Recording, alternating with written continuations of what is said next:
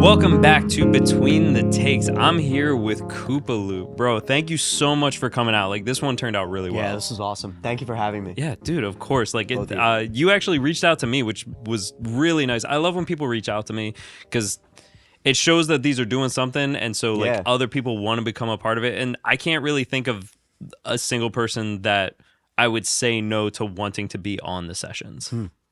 Like, I'm open to anything. And what you brought was actually, like, really unique. I think I've had one person come on and do a loop before, back when I was using my old channel and doing it in my living room when I lived out in Upper Darby. But she did, like, just her voice as the loop.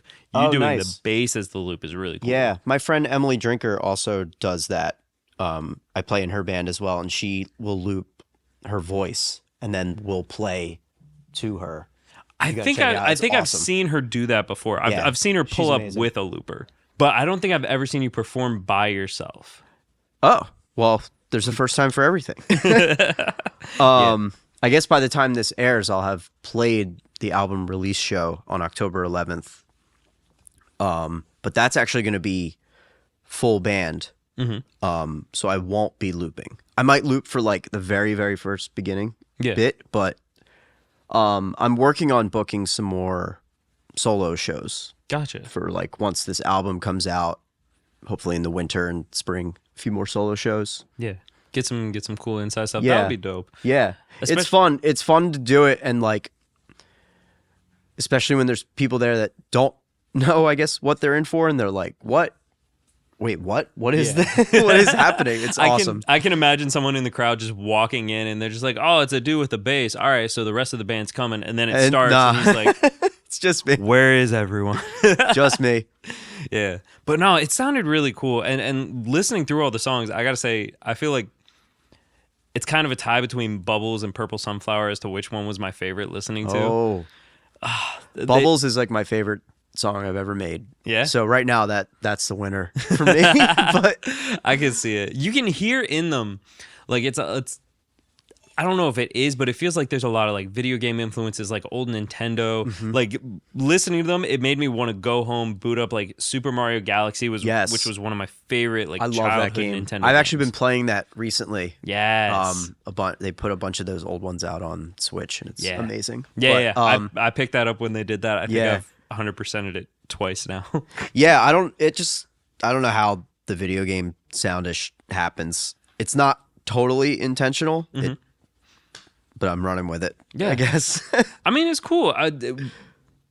We were joking around before the session, and you were like popping out different video game themes. Did you learn those before you really started writing, or do you feel like that just kind of got picked up as you went along?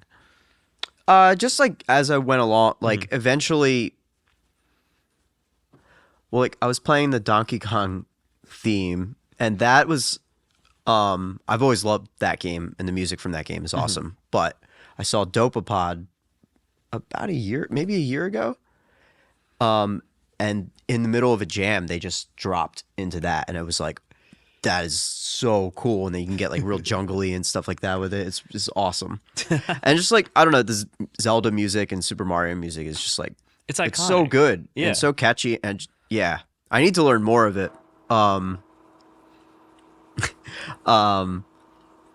At one point I was playing the Gerudo Valley theme from Zelda for a little while. I should bring that back. Dude, definitely. Yeah. Honestly, anything Zelda, I feel like the crowd's gonna get into it. Yeah. And it's always fun, like even if there's just that one person that's like, yes, like, then all worth it. Everyone else is just there for the ride. The show's for him. And it's still it still sounds good. Oh yeah. You know? Yeah. Oh man. How did you really get into starting the whole looping idea? Was this something you saw, something you just wanted to try? I've been using a looper for a long time. I think one of the first people I saw use it with bass was Victor Wooten, who's my favorite bass player. Amazing. And just like the best ever, one of the best people ever. Yeah.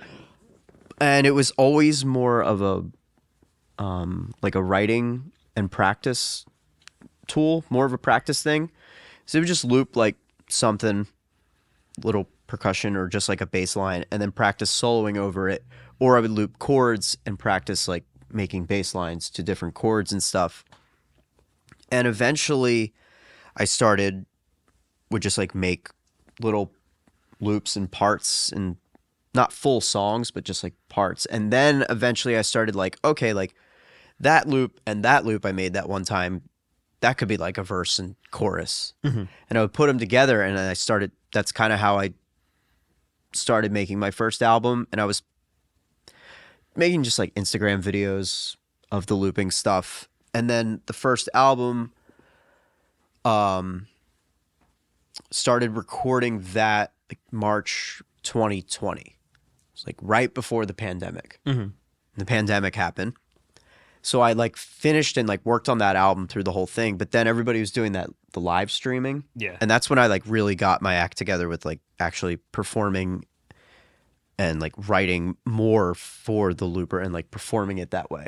It was like, oh my, I can't just kind of like screw around and solo over these. I guess I could for like one of those live streams, but to me that would get kind of boring. Yeah. So I actually started like writing for like specifically for performing. So it's interesting. I first started like writing the song, like parts to make into songs, and then eventually it was writing them for performing, and then going back and like, okay, how can I turn this into like a recorded song? So it's been interesting. How do you approach the whole recording process? Do you just do everything direct out of the looper, or will you play the one part, let it loop, get it in your DAW, loop it there, and then you have control over that part in comparison to everything else? It's different. Like when I'm writing, what I'll do is I'm just plugged into my DAW, and I'll just hit record, and I'll just go for a while, and then I listen back and like, oh, that was cool. That part, that whole thing I made was cool, and then kind of refine it a little bit more.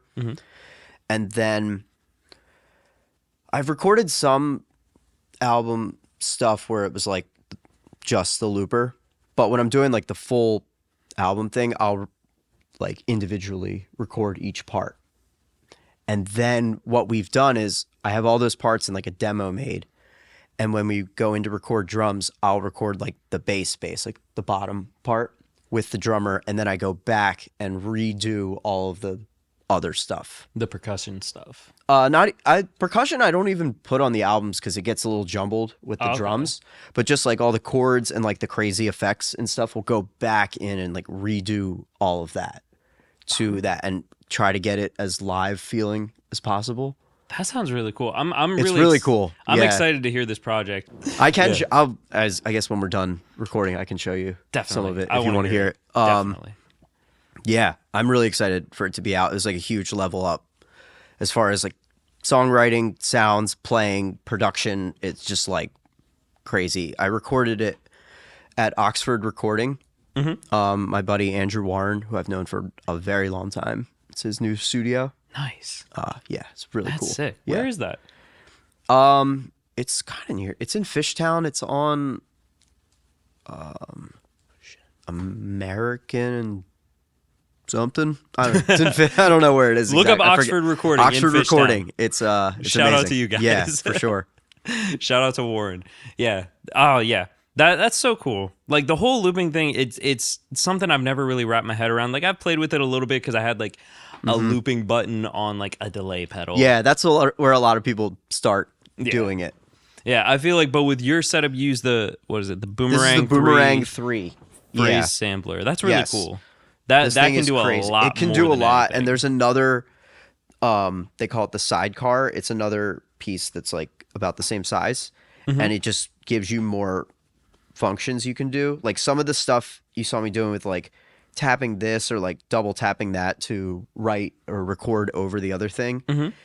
On the extra piece, it was just like a button instead of having to double tap. Oh, okay. So it's basically just it's like an extension like a MIDI of control. it. Yeah, basically. External control. Yep. That's sick. Yeah, this thing is awesome. It's I used to have one back in the day. Their old ones were like huge. They were like this big. This one's great. Does it do like the same thing as the big one? It's just more condensed. Yeah, they just once they updated it, they were like, we don't have to make it enormous anymore. You don't need a whole backpack reason for that. just that. Yeah, exactly. That's cool. Yeah, sampling and looping, I think, has like it like comes and goes in like popularity, and like obviously it's on the rise right now from everything I've seen, and I don't think it ever goes out of style because there's so much creativity that can come with it, and so many unique approaches. Because we were even talking about how people like Ed Sheeran, Mark Rebillet, whatever his name is. Rebillet or Rebier? You let us know. Please leave a comment. We don't know. Confused. And if you just type out his name, that doesn't help. Nope. But the people like that, like they go viral, and just the people who start searching looping and sampling goes through the roof, and it gives a platform to people like you who are doing it for the love of it. Like they're doing it beyond just like, oh yeah, I can try to make some streams. Like you've been doing it for a while and you're going to keep doing it. Yeah, I am. I love doing it.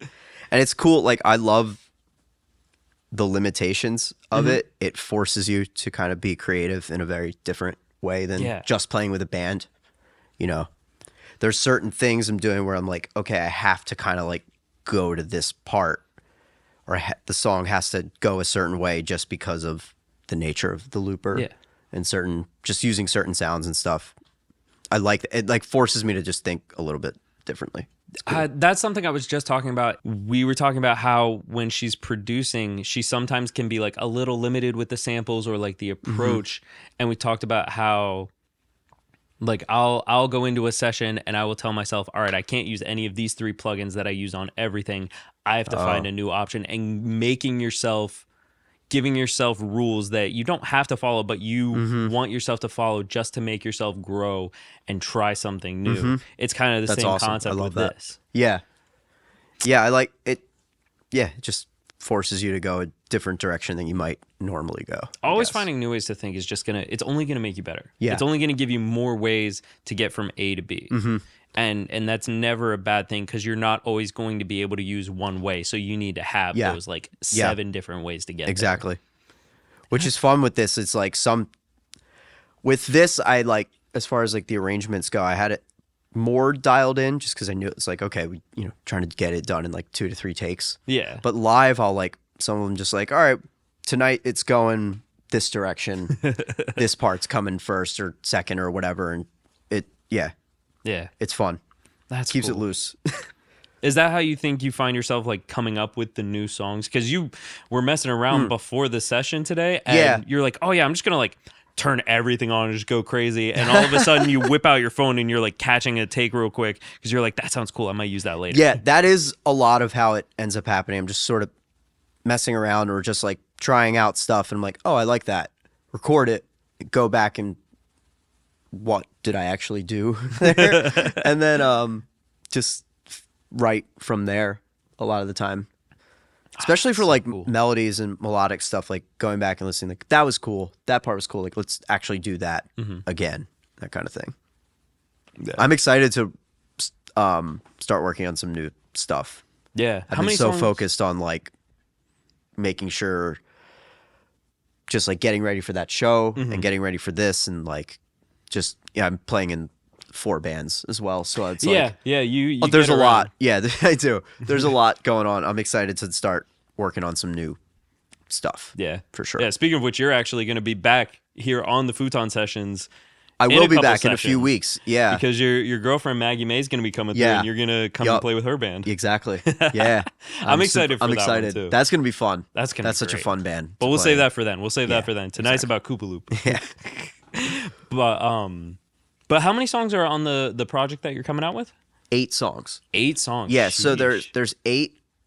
7 of them have drums, and then I did one with an acoustic bass, not upright, but like an acoustic electric bass, with no overdubs. Nothing. It's just like raw. It's pretty cool. Authenticity. Yeah. That one's gonna be cool. What's the name of that one? The name of that one is called In the Forest. In the Forest? Okay, so go check out In the Forest. That one's gonna be, I guarantee that one's going to be sick. It's awesome. It's really fun to play. But yeah, so like the album vibe, I guess, is like kind of what you just heard. Imagine that, but with drums. And a little bit of more like actual synth and keyboard. I'm excited. And Maggie is on it, actually. Maggie is featured on some vocals. Ooh, on Purple Sunflower. Yeah. Okay, now Yeah, we kind of did this. I'm even more excited. We did this Purple cool Sunflower. that like do that like little melody. She sang that and like sang all these crazy harmonies and kind of like layered it like that. It's really cool. Oh, I see that being really nice. Yeah. Oh, that's gonna be sick. It's sick.